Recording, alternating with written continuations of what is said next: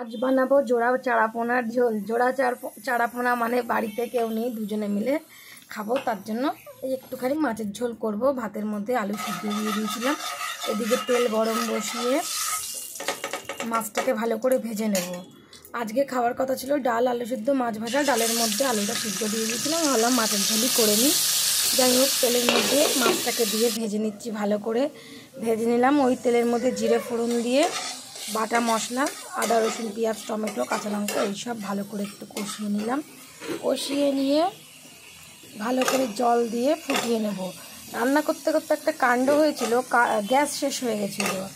কী করে রান্না করব এই তো চিন্তা। তারপরে মনে পড়লো হ্যাঁ, ঘরে তো ইন্ডাকশান আছে, ওতেই বসিয়ে দিই মাছের ঝোলটা। তারপরে ভালো করে এই যে কষে নিচ্ছি, মশলা কষিয়ে দিয়ে বেশ কিছুখানি জল দিয়ে দেবো, ভালো করে ফুটিয়ে মাছ দিয়ে রান্নিয়ে নেব। ভিডিও ভালো লাগলে লাইক করে দেবে। কোনো কন্টেন্ট নেই, কি করব, তোমরা মোটামুটি সবাই রান্না করতে পারো, আর একই রান্না বারবার ঘুরিয়ে ফিরিয়ে দেওয়া হয়ে যাচ্ছে। কিছু করার নেই, আমাকে আমার চ্যানেলটা বাঁচাতে গেলে আমাকে একটু ভিডিও আপলোড করতেই হবে, তার জন্য আমি ভিডিও আপলোড করছি। এখান থেকে তো আর্নিং করতে পারবো না কি জানি না, কিন্তু তোমাদের ভালোবাসা পাচ্ছে, এটাই অনেক।